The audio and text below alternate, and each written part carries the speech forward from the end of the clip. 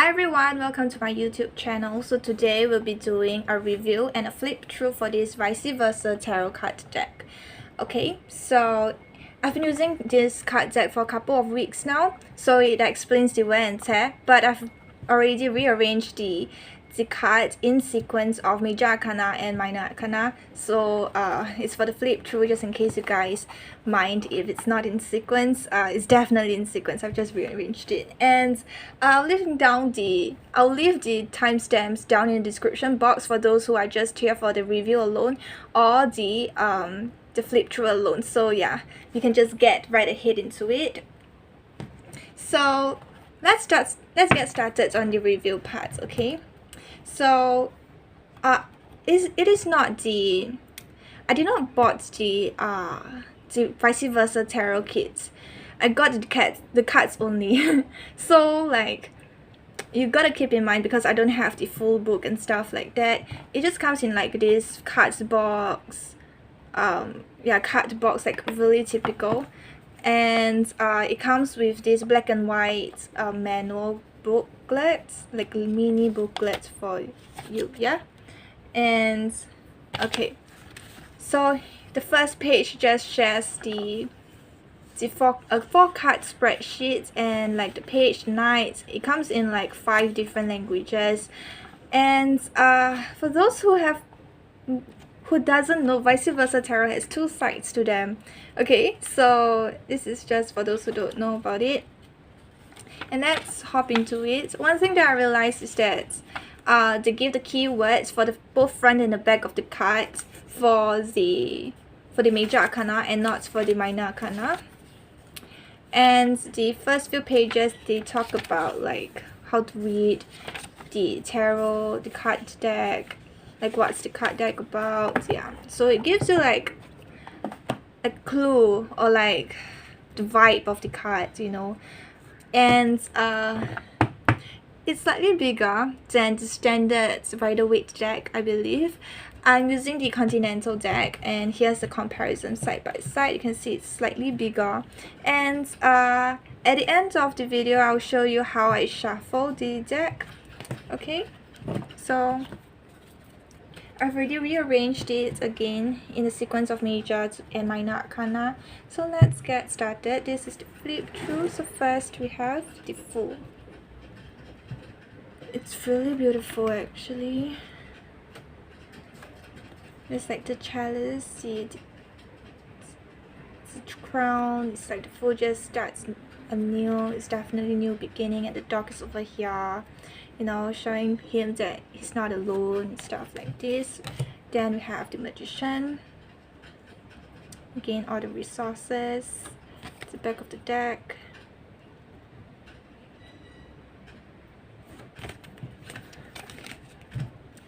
The High Priestess. It's really inspired by the Raider-waite, yeah. But the back of the deck shows a lot more insight into the cards. The Empress. For those who don't know how to differentiate between the front and the back, there's a little logo here. Left signifies back of the deck, meanwhile right signifies the front. So this Emperor, Hierophant. Really inspired. The art is really inspired by the Raider-waite. So I guess it's great for beginners. Oops. The Lovers. This reminds me of the Judgment card, and it's really interesting. They have different faces. It's like mask, you know. The back of the deck. Chariot. The back of the deck, there's a chalice over here, could signify emotions, and there's the Cancer logo over there. Strength. And the Devils over here, which is really interesting. I really like this art. Okay, the Hermit.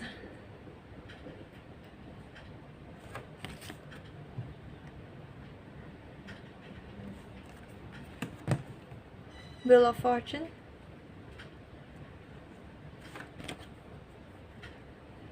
The Magician's over here at the back of the deck.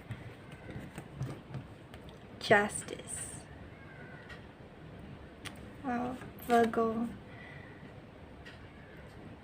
I like the little butterfly and like the sword with plants growing, stuff like that. There's a lot of symbolism. The Hanged Man shows that he's not really alone. There's a snake, represents transformation stuff. Yeah. Death cards. The back of the Death card really represents like grieving, stuff like this, innocence. Temperance.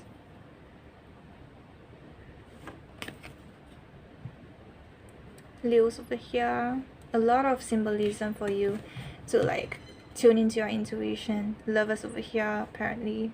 The Devil. I mean the lovers over here. Yeah. The back of the Devil card. Like there's a burning book, a lotus flower, I believe. Yeah, a lot of like visuals for you. The Towel. The aftermath of the destruction. Really beautiful artwork. The Star.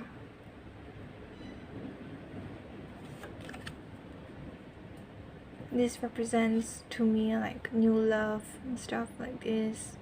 Something blossoming. The Moon. Like, you know, Cancer vibes. And then the back of the deck of the Moon. Pisces. I really love the back of the card of the Moon. I don't know why. It represents like mystery to me. Okay, so the Sun. You know, at the back of the deck of the Sun represents like there's not much freedom as you think it is to me. That's my intuition. And then we have Judgment. Okay, at the back of the deck, grazing and stuff like this. Deserted. There's even a child here, so could represent something. Oh. The World.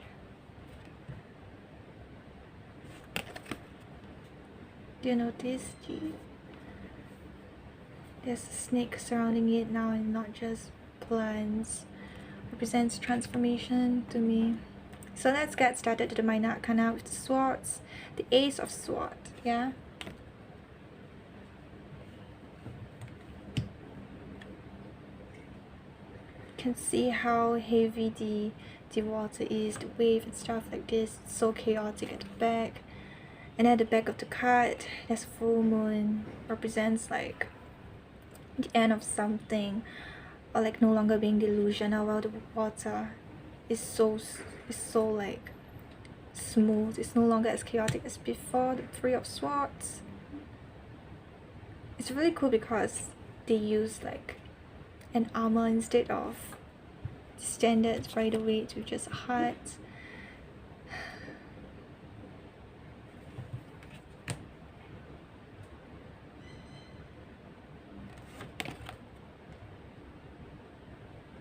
Could represent like the chaos is not just within himself but around him or something like that. Whatever suits you, you know. It's just your intuition.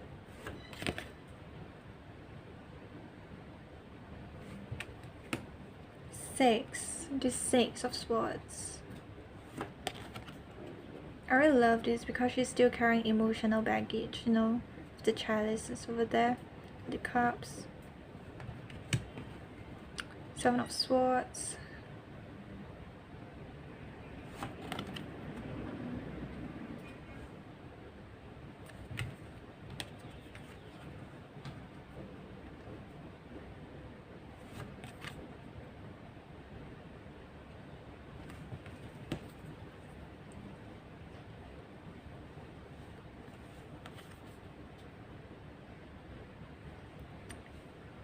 No, he's no longer feeling isolated within himself. That someone over there could be his higher divine.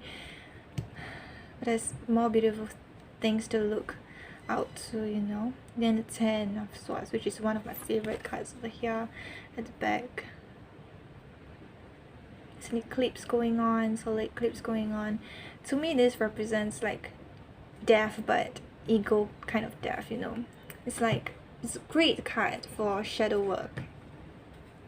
Okay, then we have the Page of Swords. This represents Page, by the way. And then the Knight. There's no wordings for the suits, just like little logos like this, followed by the Queen of Swords, which is represented by this like tiara, and then King of Swords.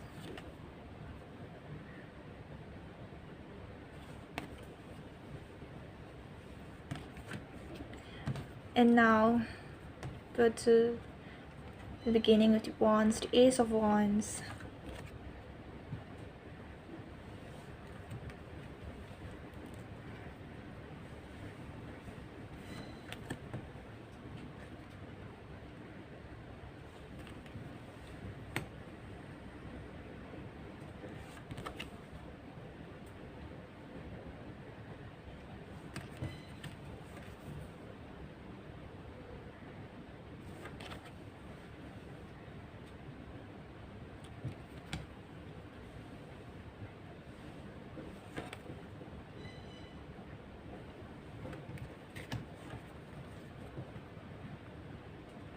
I love this, by the way, at the back. You know, represent, even though you think that you're so good, so and so people love you and stuff like that, it's not always the truth. Got to look within yourself deeper. 7 of Wands.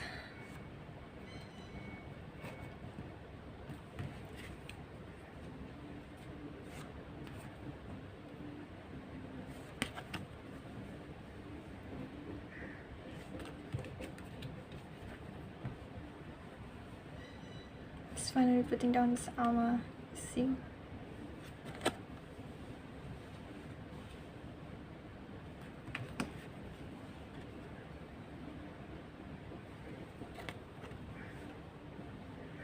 could be something that is leaving behind, an ego or something.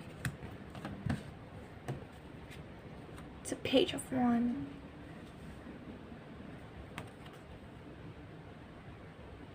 Wow, it's like a phoenix or something, really beautiful. I've never really drawn this card. The Knight of Wands.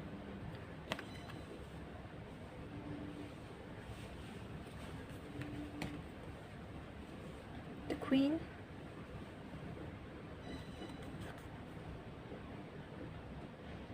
I really love this like awfully design. And lastly, we have the King of Wands. Kind of represents adaptability, you know, that's to me, whatever that suits you. And there's a large snake over there, transformation, something. And now we're beginning with the Pentacles. So we have the Ace of Pentacles.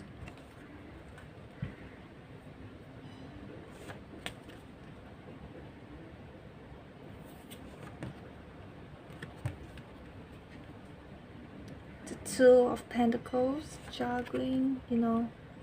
It's so strange because people are looking at him.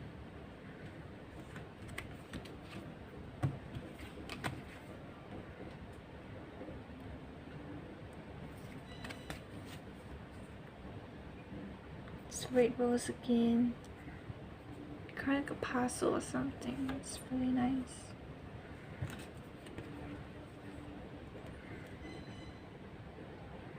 It's like a torch. Okay.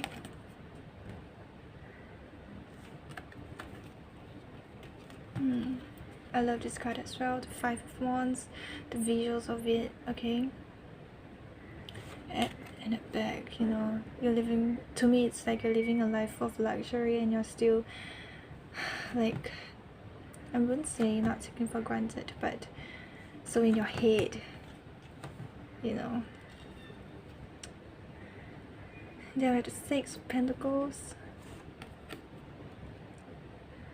with like all these symbols, you know, a lot of symbolism. Seven of Pentacles, watching your seeds like sprouts. Okay, I love this card as well. The Eight of Pentacles. I love the child symbolism over here. Could be your inner child, could be someone else looking out to you, you know. Nine of Pentacles with the rabbit.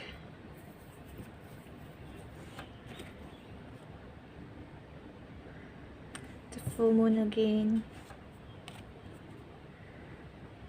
I really love the moon phases. So we have the Ten of Pentacles with symbolism again. That looks like either Scorpio or Virgo, but I believe it's Virgo. See, people are always surrounding you, full of abundance, loyalty. That's what I'm sensing as well. And then we have the Page of Pentacles.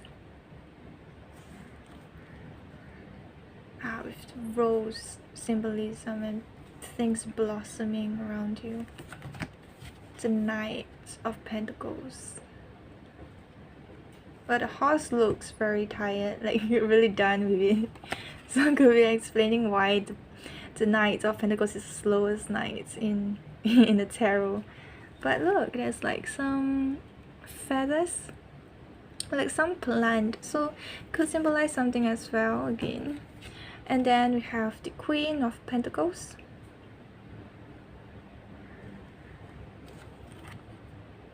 Again, the rabbit. The bird, like, it's telling me something like wisdom, knowledge, intelligent, you know. And then with the King of Pentacles. A lot of things growing, a lot of abundance. Now to the final minor arcana suits. Oh my god, did I just call all these suits? No. All these like the kings and stuff. Okay, I mean court cards, not suit cards. So we have the chalices or the cups, Ace of Cups, okay? I really love this as well. It's like someone admiring the statue, new love definitely. So romantic. The Two of Cups with the star, you know. And then we have the same illustration from the first card, the Ace of Cups. 12 Cups. And then at the back we have the friends partying, you know, celebration. 4 of Cups. There's a Cancer over there. No, a Cancer, a crab over there. Reminds me of like breaking out of the shell, you know.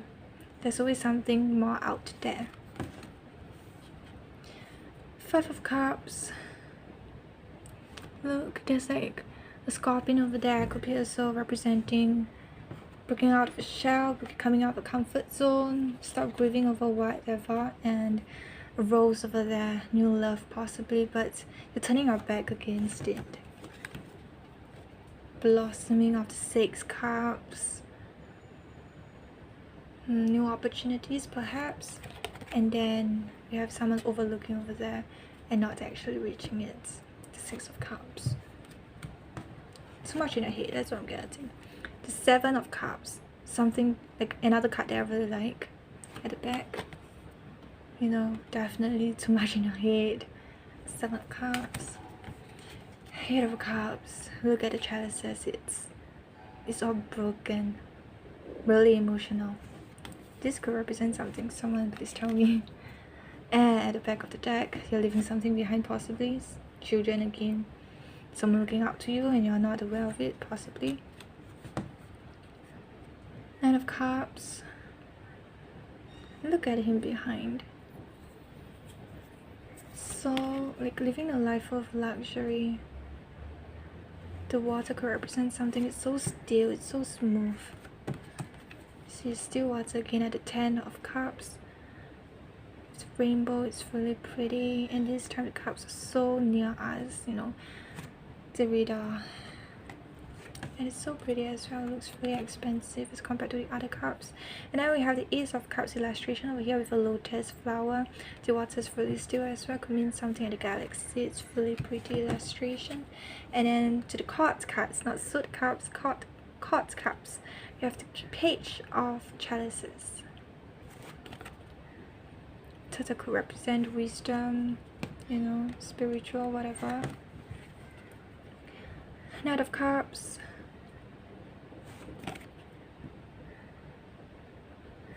With the Cancer, or like a crab over here could represent something as well. And the Queen of Cups is literally the cover page of the tarot deck. There's a flamingo or something over here could represent something as well. And then finally we have the King of Cups.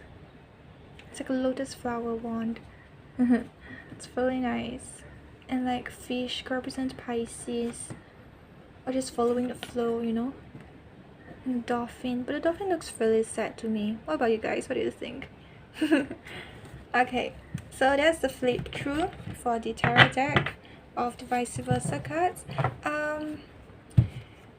If you're wondering how I shuffle it, just stick to the end because I'm gonna share how I shuffle it as compared to my standard Rider-waite continental deck. So what I do, okay, let's get to the shuffling. So what I do is that with this deck, right, I would do the, what do you call it, the Hindi shuffle. And how I read the card as well, because there's like two sides to it. It's something that people really find it difficult to interpret, because sometimes there'll be like biased point of view, you know, like while you're shuffling and see, oh, the Fool, yes, this person is the Fool, or something like this. But I believe that this card, vice versa tarot, right, it helps you to groom like you not being biased and just reading whatever cards that flip up or like flip out or like drop out, those type of thing. So back to the shuffling. For the standard continental or Rider-waite deck, I do the Hindi shuffle like this. You see, most of the time I do this. But for the vice versa tarot, it's really difficult for me. Oh, there's a little mistake there. Let's just hide it. Okay, because it's a bit larger. Okay. See, and how I would shuffle it is that I would do this, you see, and then I just, yeah, whatever drops out, let it be, and I will just read the side that's facing me or the side that's dropping out instead of like me shuffling, right, like this. Yeah, and if it comes out like this, I'm gonna take it. Get what I mean?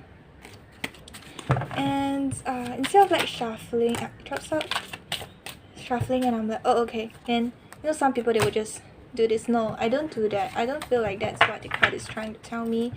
Yeah, and like let's say I can do on the opposite side as well if I want. Oops. When it's too much deck, obviously not. But I don't know, when I first got the deck, I got a feeling like I should hold the deck firmly while I shuffle like that. It's just a vibe.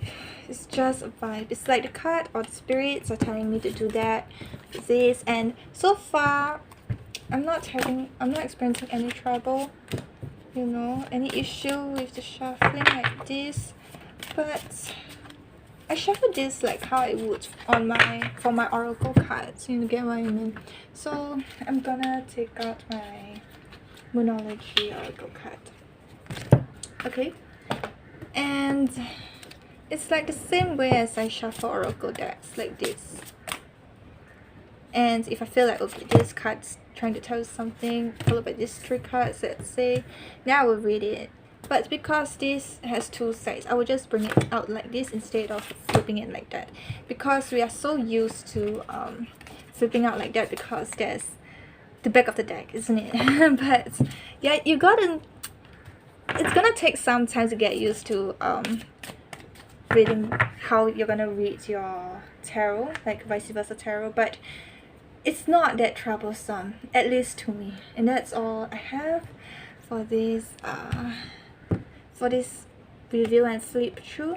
So thank you for sticking to the end. Do remember to like and subscribe. I'm a new YouTube channel creator, okay? And it would mean so much if you would just leave down the comments below about how you find this video to be, what I can improve on, whatever. Feedbacks, criticisms are all welcome. But just let's be nice to one another, okay?